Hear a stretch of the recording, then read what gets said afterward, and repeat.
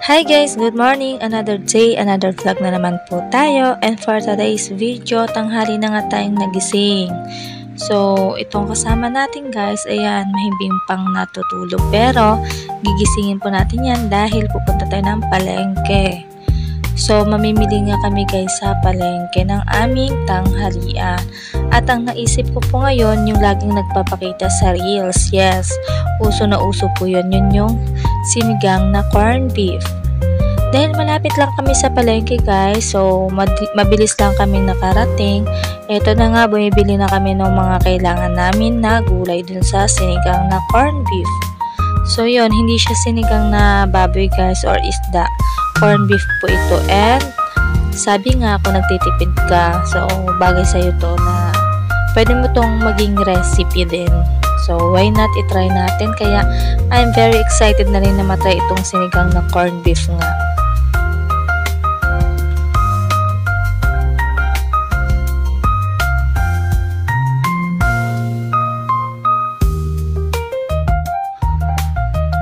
So ayan, napadaan na rin kami dito sa may isdaan sa amin dahil na-miss ko talaga kumain ng isda. Pero don't expect guys, pag dito talaga is hindi na ganun ka fresh. Kasi nga binabiyahe pa siya, ganun. Pero pipili na lang tayo dahil wala tayong choice. Dahil gusto nga natin mag-ulam ng isda. Tsaka sobrang mahal guys, nasa 380 yung kilo. So bumili lang kami dyan guys na halagang 120 nga po. Ayan na nga, pabalik na po kami sa aming inuupahan. Eto na nga guys, nagugas na po ako ng kaldero. Magsasaing muna po kasi ako dahil wala pa kaming sinaing na pangtanghalian. So, binaba namin to kanina bago kami umalis para pagbalik is makapagluto na.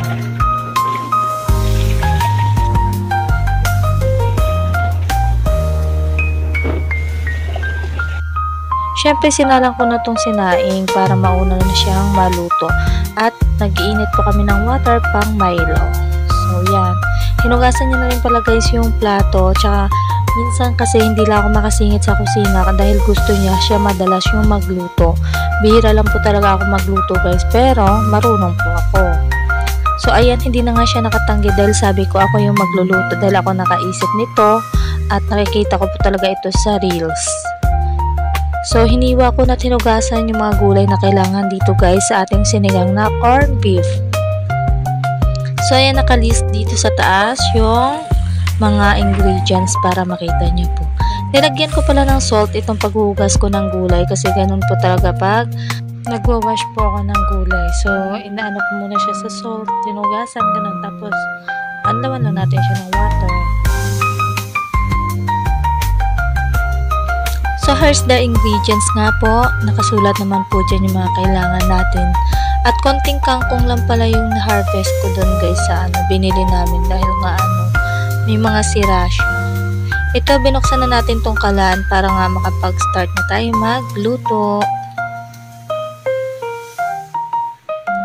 So, ayan. Ewan ko dito kay Lavi bakit ganyan yung pit niya. May puti. Parang inupuan niya yung harina. So yan, pinabuksan ko sa kanya itong dilata na dalawa at sabi ko nga kasya na yun. Nagsimula na nga ako mag-isa guys. Inuna ko muna dyan yung sibuyas.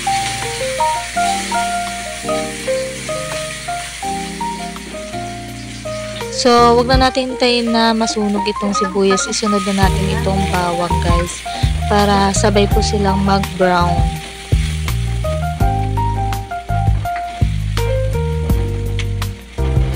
Once na brown na po yung bawang at sibuyas, next po natin is kamatis. Then, kunting gisa lang po natin siya guys. Don't forget pala na mag-ready na po kayo ng water dito. So, mas better na mineral water po yung gamitin ninyo. So, nag-add na ako dyan ng paminta and salt para may kunting lasa na yung ating tubig. And then, pag kumulo na siya guys or mainit na siya, pwede na natin ilagay itong gulay.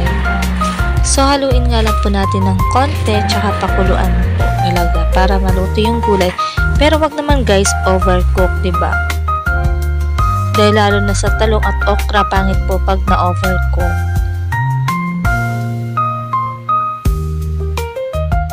Let's add na rin po pala ng magic sarap.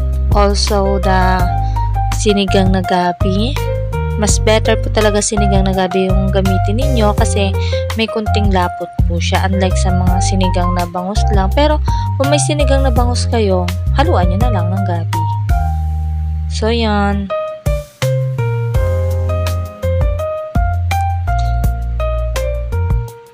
Pakuluan lang natin siya guys. Takpan natin para medyo mabilis yung ating pagluto.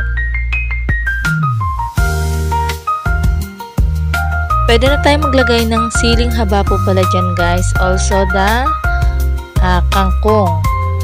Siyempre hindi mawala yung kangkong natin. Parang siya yung toppings, diba? Yan yung mahalaga sa gulay talaga niya guys.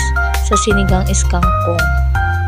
So mas better din guys na pag nalagay nyo na yung kangkong, kailangan na i-ano nyo na kung ano yung lasa. Yung gusto nyong lasa is i-fix nyo na talaga dyan para mag-add na lang kayo sa last ng corned beef. So, kung kulang ng alat or kulang ng water, nasa inyo po kung lalagyan nyo na siya. Eto na nga, nilagay na natin itong corned beef guys. Dalawang corned beef itong Argentina nga, no? Tsaka yung wagi na binili natin sa Daddy.